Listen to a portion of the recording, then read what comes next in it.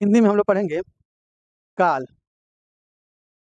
काल क्रिया के उस रूपांतरण को काल कहते हैं जिससे उसके कार्य व्यापार का समय और उसकी अथवा अपूर्ण अवस्था का बोध हो।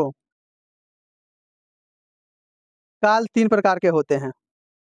काल तीन प्रकार के होते हैं: वर्तमान काल, भूतकाल और भविष्यत काल।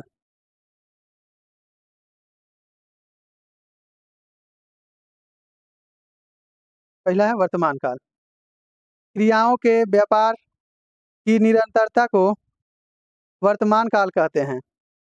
इसमें क्रिया का आरंभ हो चुका होता है, जैसे वह पढ़ती है, यहाँ पढ़ने का कार्य व्यापार चल रहा है, समाप्त नहीं हुआ। वर्तमान काल के 5 भेद होते हैं: सामान्य वर्तमान काल, तात्कालिक वर्तमान काल, पूर्ण वर्तमान काल,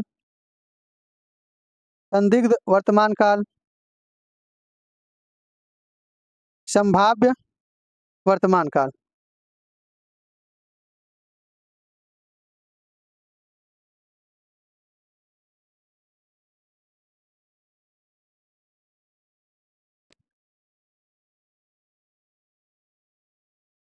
पहला सामान्य वर्तमान काल। क्रिया का वह रूप जिससे क्रिया का वर्तमान काल में हो ना पाया जाए सामान्य वर्तमान काल कहलाते हैं। जैसे वह आता है, राधा पढ़ती है। तात्कालिक वर्तमान काल, इससे यह पता चलता है कि क्रिया वर्तमान काल में हो रही है। जैसे वह पढ़ रहा है, गीता जा रही है। पूर्ण वर्तमान काल, इससे वर्तमान काल में कार्य की पूर्ण सिद्धि का बोध होता है। जैसे वह आया, सीता निबंध लिखी। संदिग्ध वर्तमान काल, जिससे क्रिया के होने में संदेह प्रकट हो। जैसे एग्जाम्पल के रूप में सुरेश गया होगा, रीना पुस्तक पढ़ी होगी।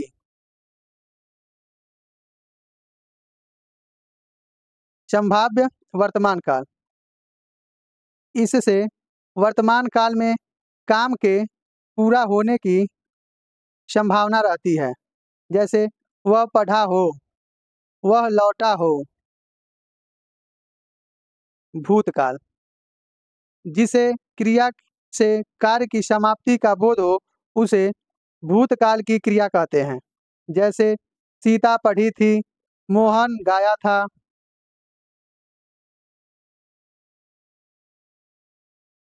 भूतकाल के 6 भेद होते हैं। भूतकाल के 6 भेद होते हैं। पहला सामान्य भूत, आसन्न भूत, पूर्ण भूत, अपूर्ण भूत, संदिग्ध भूत, हेतु हेतु मद भूत। भूतकाल में आप पहला पढ़ेंगे सामान्य भूतकाल। क्रिया का वह रूप जिससे बीते हुए समय में कार्य के होने का बोध होता परंतु ठीक समय का ज्ञात न हो उसे सामान्य भूतकाल कहते हैं। जैसे राघव आया, गीत गाई। आसन्न भूतकाल, क्रिया का वह रूप जिससे क्रिया की समाप्ति निकट भूत में या तत्काल ही सूचित होने का बोध हो आसन्न भूतकाल कहलाता है। जैसे मैं पुस्तक पढ़ी है, मैं चला हूँ। पूर्ण भूतकाल, वह क्रिया की समाप्ति का स्पष्ट बोध हो तथा क्रिया को समाप्त हुए काफी समय बीतता हो, वहाँ पूर्ण भूतकाल होता है। जैसे एग्जाम्पल के रूप में वह पढ़ा था, वह मोहन को मारा था।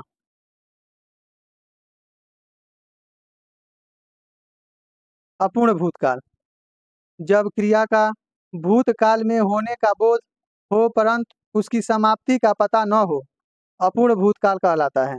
जैसे राघव पढ़ रहा था, रीना सो रही थी।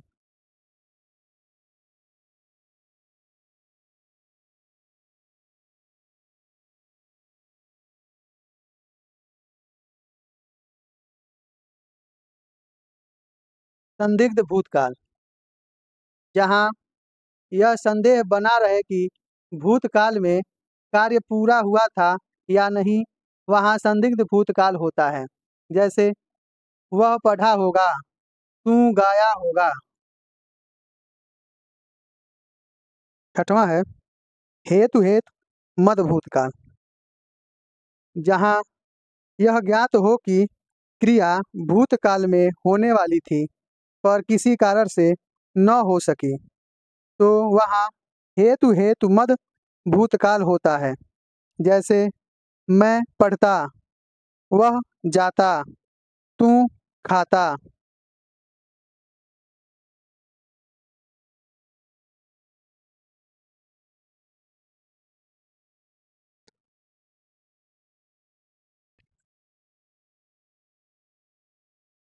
भविष्यकाल,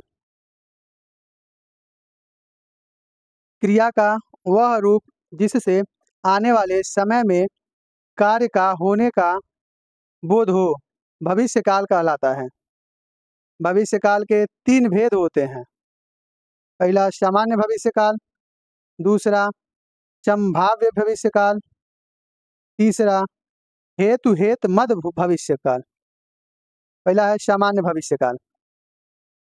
जब कार्य सामान्यतः भविष्य में होने का बोध हो तो वहाँ सामान्य भविष्यकाल होता है। जैसे एग्जाम्पल के रूप में वह पढ़ेगा, तुम जाओगे।